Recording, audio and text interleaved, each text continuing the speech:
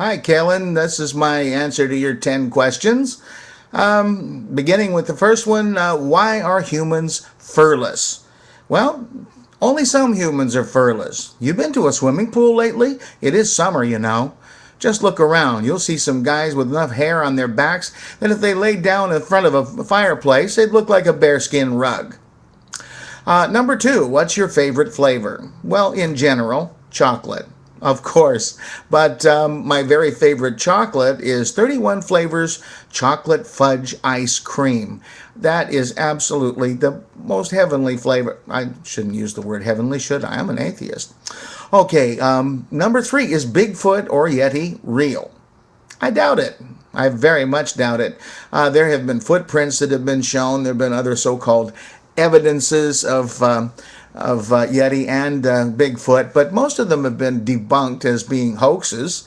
And even though they came from different parts of the world, there's nothing unusual about legendary creatures like that. And we have the Loch Ness Monster and other things that have never been actually proven to exist. It's funny, though, that when you do see a picture, like the very well-known movie of Bigfoot moving across along behind a log, the movies are always blurry, just out of focus. Is it that the cameraman is just too excited to hold the camera steady? Or is it just like in all those pictures of flying saucers? They're fake.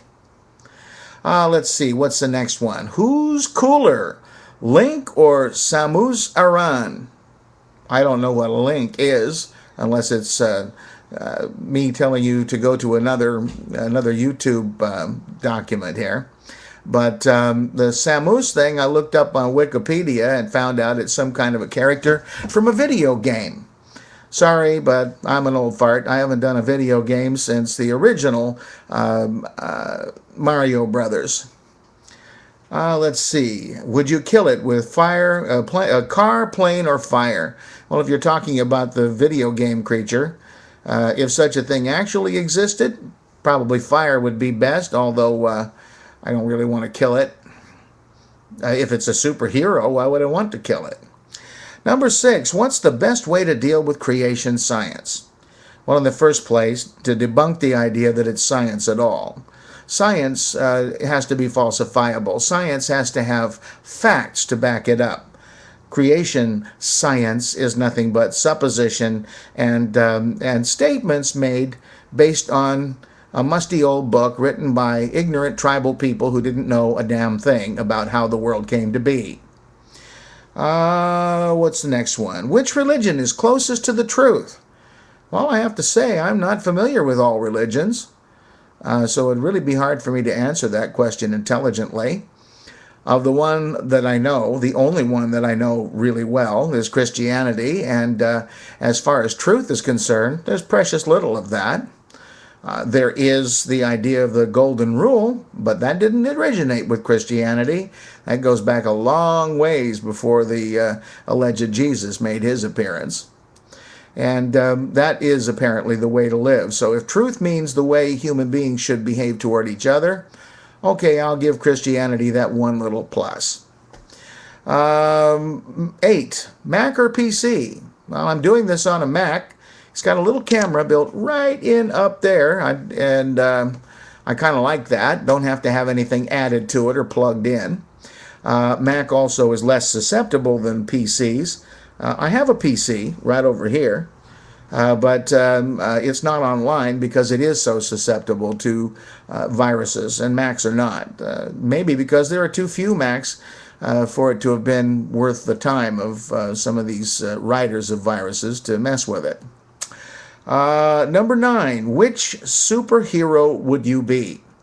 Well, to tell you the truth, I never had a superhero hero when I was a kid. My hero was Hopalong Cassidy, a cowboy. And he wasn't even the young upstart cowboy that were so popular in those days. He was an older guy. He was probably in his 50s, had white hair. And while he rode on a white horse, he wore a black hat and wore a black outfit. Well, imagine that. When I was a kid, I thought Hoppy was the absolute greatest character in the world, and I even had I had a Hopalong Cassidy gun belt with the 6-shooter. I had Hopalong Cassidy boots and a Hopalong Cassidy watch, original one. I wish I still had those things. When I was a kid, I had no idea that collectors someday would pay big money for them. So they disappeared, probably in moves and things like that as I was growing up. Number 10, and the very best of the questions, the most interesting one. If you could talk to your high school self, what would you say? I'd say, self, look at me. I'm you at the age of 64. You want to end up like this? Okay, now listen to me because I got some experience in these things. Study. Get the kind of grades that you're actually capable of.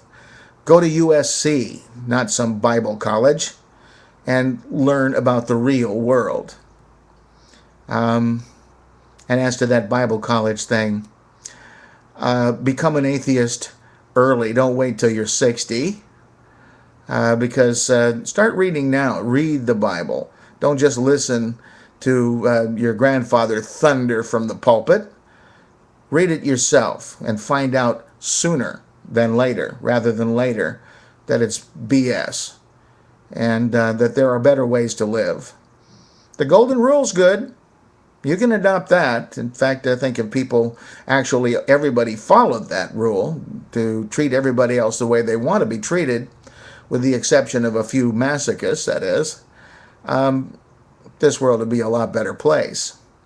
That's the kind of thing I would tell myself, and I would also show myself this enormous fat body that I've got right now and say, look, get into the good habits while you're in high school. When I was a senior, I had lost weight. I was a chubby kid before, but I'd lost weight in my senior year and was looking pretty good. But I slipped back into the old habits again. I would have given myself a stern talking to if I could talk to myself now as I was then. That's a good question. I'm glad to have thought about that. Thanks a lot for the question, and I'm out of here.